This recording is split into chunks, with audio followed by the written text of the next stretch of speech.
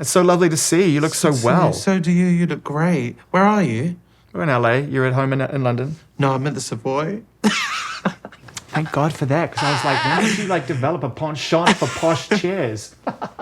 It's the most inappropriate location for you to be sitting when you've made an album as vibrant and as young and as just on its toes as this album is. I sort of feel like we should be doing this interview while we're disco dancing in the middle of a nightclub.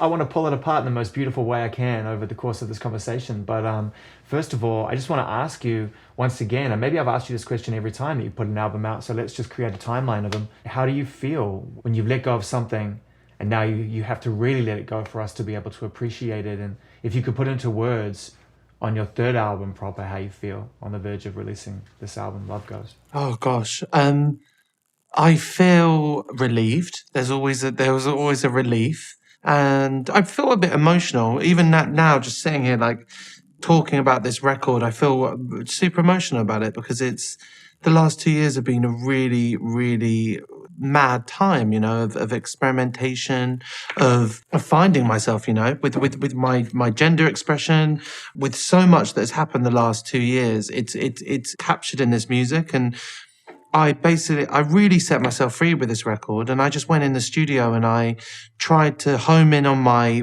abilities as a top liner and learn from the best. For me, it was a risk. For me, making pop the way I did and the sessions I did was risk taking for me, because I was literally in a suit with my shirt up, being crooner for 5 years. Well, I want to talk to you about that, because it's like, I feel like this album, certainly from the minute it starts, is you reclaiming your youth and reclaiming the childhood, or not the childhood, but certainly the experiences that most young people are afforded, reclaiming some of that back, because a majority of the first half of your 20s was spent appealing through great, great music, but to an audience who would never have understood an album like this out the gate. Yeah. They wanted timeless soul music and pop music. Is that fair to say? Yeah, 100%, 100%. And I'm writing the next one now, like I always do. And I want to... slow down. I haven't even got my head around this one yet.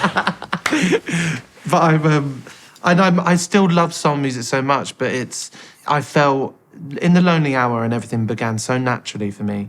And then as soon as you added fame and success and a fan base and all these things into the mix, the music started to change. And it still was honest, but it was what I thought I wanted people to hear, instead of me actually creatively jumping and being scared and being out my comfort zone. And when I listen to this album, that's what I can hear. When I listen back, I'm like, I'm all over the shop. One track I'm doing this, one track I'm doing that, and that's kind of where I was at during that year. I was all over the place trying to put together the pieces a little bit. Did you feel like you were old beyond your years a bit sometimes when you were touring some of these previous songs and albums, that in a weird way you'd kind of aged yourself before your time? Yeah, 100%. I think, to be honest, the suits started happening because I was getting bigger. And when I got my record deal, I just started spending money on really rich foods. And so I just started... to get, as I was getting bigger, the only way to hide was to wear a suit. And then before I knew it, I was in this crooner zone. And you know me, I've always been a bit of an old soul. But at the same time, I'm a club kid. And I love a drink. Well, listen, but that's also part of the kind of coping mechanisms of getting through it to some degree. When you're young and you're out there and people want to hear you sing these songs and you're selling a ton of records and everyone's telling you your dreams have come true. Be happy, your dreams have come true. And perhaps there's a part of you that still feels as insecure as you did when you started trying to express yourself through music in the first place. Those two things become at odds with each other over time. You should be happy, but I was always unhappy. Yeah. And I don't know how this is supposed to make me happy. I've seen this over and over again with artists. Were you kind of trying to cope with that as well? Was that all part of the big chemistry of success? Of course. I was sold this dream when I was a kid. I was like, okay, so I was feeling lonely. I was feeling isolated as a kid. I was feeling sad. Then I realized I could sing. And then everyone telling me that I was good at singing felt really, really good. And then that carried on. And then I thought, oh my gosh, if I take this further and further and further, I'm gonna fill this little hole inside of me that I have, and it's gonna be all wonderful and everything's gonna be great. but everyone's applauding is like a drug, and you're loving it and you're loving it. And then I hit 24 and I was like, I'm never going to be happy unless I'm happy in my own skin, unless I actually like who I am. Yeah, don't you start to feel a little bit of shame almost of the fact that everyone loves you and you don't necessarily love yourself? Oh, completely. I feel like when I made In the Lonely Hour, I wanted to perform at Wembley Stadium. I manifested it in my head. I was like, I want to be at Wembley Stadium. I want to be the biggest singer ever. You know, that I was so driven that I was willing to put everything aside, including my happiness, to get to that place. And I couldn't do it. Just absolutely couldn't do it. What created the hole? Are you any closer to working that out? Oh, yeah. What created the desire to reach people in the first place? I think a huge part of it was being queer, you know, being young. And I was brought up my family were amazing with it. I came out when I was 10 years old. And so I was out as a gay person at 10. At 14, I was wearing makeup and female clothing all throughout school. So I was so out of the closet for such a long time that all of that time was loneliness time as well, because I had no one around me that thought like me, who was openly gay around me at all in my life, until I was 19, 20, when I became well known. So I think that was the whole, for sure, was this not being enough. Just that feeling I think that all queer kids have when they're younger, you know. You're brought up in a world where you're told that it's not okay to be what you are. And that's really, really hard. I mean, to have the self-awareness and the bravery to be able to realize at an age like 10 years old that you are who you are, and you want to make it known, and you want those closest to you to adapt accordingly to the person that you naturally are, rather than somebody that society assumes you should be, is such a huge step. And it's a step that a lot of people take a lot longer. Yeah. Were there moments, even though your family were great about it, where perhaps they felt because of your age that this decision shouldn't be taken as seriously as maybe others? Or how did you make them understand at the age of 10, where everyone's experimenting with ideas and concepts of who they might want to be, that you were dead serious, that you'd realized this at such a young age? I mean, it was pretty obvious, Zane. I mean, I was Mary Poppins for the first 7 years of my life. Like, I was the campest kid in the world. Like, my parents just always knew, and it wasn't a surprise to them or a shock to them at all. I think they were just constantly worried, because I think they grew up in school with people being, you know, really leading hard lives. Judgmental. Yeah, so they were worried for me for sure. But it's a weird thing to think back and look at, because I was always taught to say how lucky I was. Because I was like, I've came out, my parents didn't abandon me, I'm all good. But then you actually get to this age and you're like, still, even though all of those things were great, even though I've been so lucky and privileged, it's still difficult. Life is still hard. You had the work to do. Yeah, for sure. Listen, you've been so transparent through your music and telling your story. It should come as no surprise that this album, with a song like Young, opens with probably the most honest expression that you could have shared, which is just a very sharp, deep draw of breath. Yeah. To me, that's just like, it's just the most beautiful way to start the album. Everyone normally tries to iron those details out, and you just made it really clear that I'm gonna. To me, it sounds like, you know, I'm now going to take a big step forward, and this is a big moment for me. That's what that breath represents. Am I looking too deeply into it, or is there some symbolism? No, Joe, it makes that so nice you picked up on that, actually. It's really cool. I wanted to start the album with this song because it's like a declaration, you know, before I start the record. There's some guilty pleasures on that record. You know, I wasn't taking myself seriously with some of these songs. Like, I was going nuts, and we were like, a lot of people will listen to some of these songs and be like, whoa, I do not like this. But I had to do it. I love all types of music. You know, I have a very deep understanding of music, and I love very complex music, but I also love what a lot of people would say is trashy music. And I love the simplicity of trashy music. And in being queer as well, and going to queer spaces from the age of 18, they play this type of music sometimes. They play music that is very it's just it's in your face, and it's all wrong, but it's so right, you know. They call it guilty pleasures, but I don't know Is there why such anyone thing? should make you feel guilty for liking anything. Exactly. I don't even know what that means. Yeah, completely. And that's what I tried to access in the record, actually, was the tracks can flip and flop and change, you know, it's okay. We're going to go through some of these key moments, the ones that people will consider timeless Sam Smith moments, the ones that you fear people might consider trashy. But I think these are the dying days of your guardedness, my friend, because I think this album is start to finish a joy to listen to. Okay. But it retains at its core this desire to share your experience of unrequitedness, of lost love. There are very few people who are able to put it into words the way you do.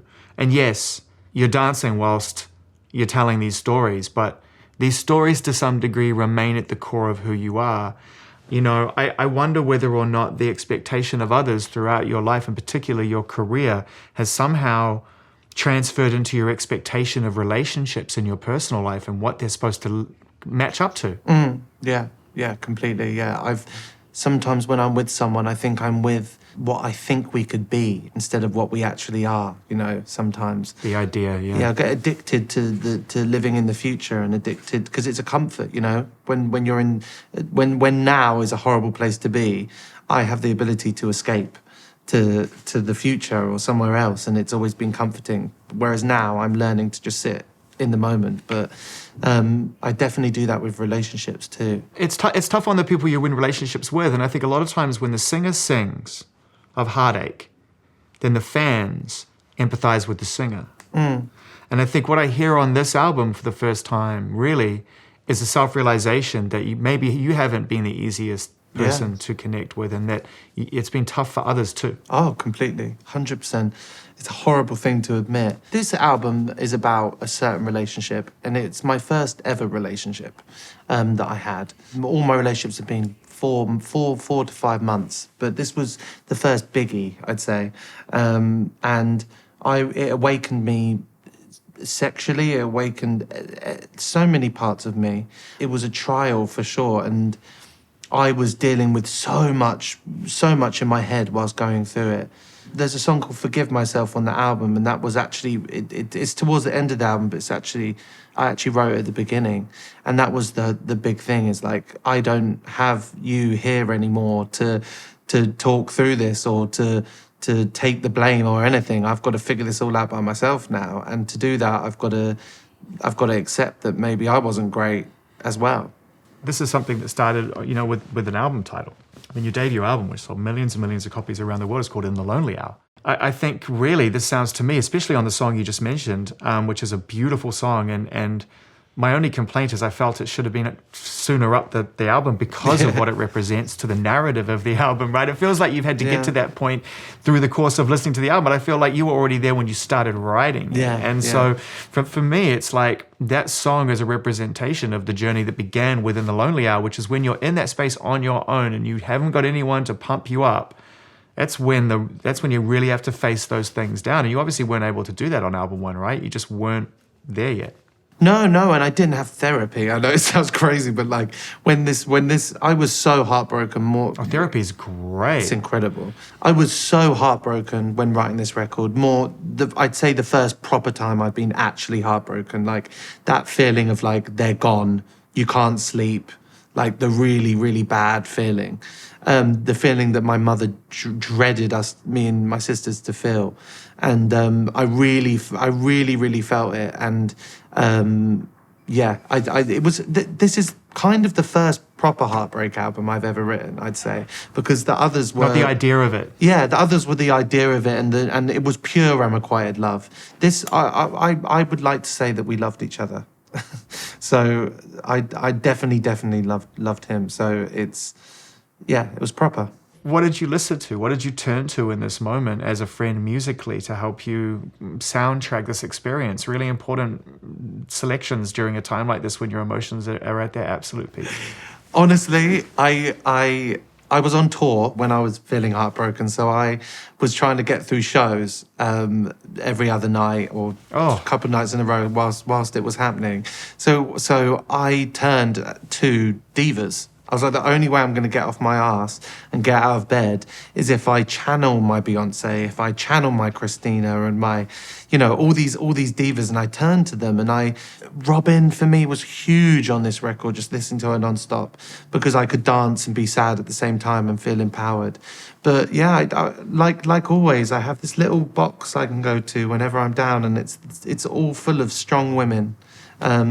Who remind me of my mum, and they remind me of my sisters and all the women in my life. And when I'm in those dark places, it's the women that get me through it, to be honest. It's a box of fabulousness, and what I love about the diva mentality, BDE, as Ariana and I called it, big diva energy, is that what it does is thank you, it celebrates the challenges in the most fabulous way. It celebrates all the doubters and all the haters and all the people that got in one's way, and ultimately establishes a path to victory regardless of how other people feel. Mm-hmm. And I feel like perhaps that music sort of ultimately informed this record. When did you realize that this record was going to be your diva album? Is it my diva album? Is it? It's in parts. Yeah. I don't see how you can say Dance Till You Love Someone Else isn't a modern diva anthem. That is a diva song. Yeah, it is a diva song. Diamonds is a diva song. I'm sorry, Diamonds is a diva song. Yeah, it is. There's diva songs all over it, to be honest. Do you know what it was like? The way I talk about this record now is I say it's like an exorcism. It was like a sexy exorcism. It was like... A sexorcism.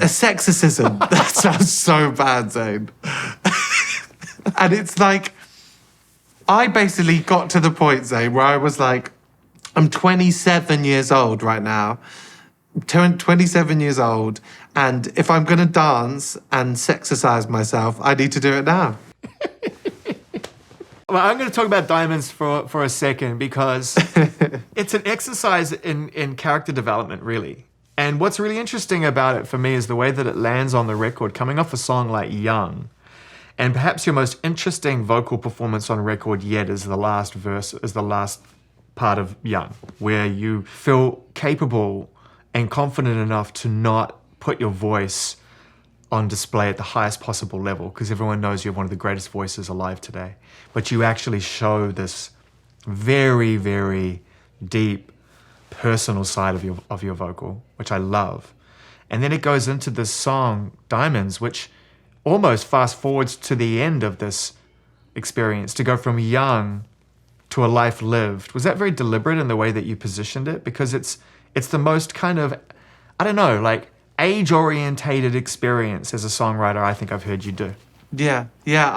I wanted to just have a shock that was just there, and it was like, it's into the fabulousness, because that's with the whole sentiment of Young, it's like go out, dance, kiss guys, and Diamonds is something to me. It's a song to me that I would be listening to in the clubs, that I would be flipping my hair to and going for it to. So I wanted it to smack into that.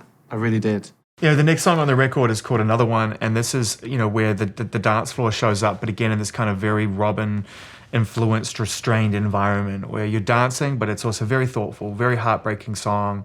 The ultimate moment of letting go, letting somebody go. Was that a tough one for you to finish and to write, given that it was such a clear connection to the personal experience? This is honestly my favourite song I've ever done. It's my favourite song I've ever done, this song. I just adore it. I've listened to it more than I've ever listened to any song I've ever done.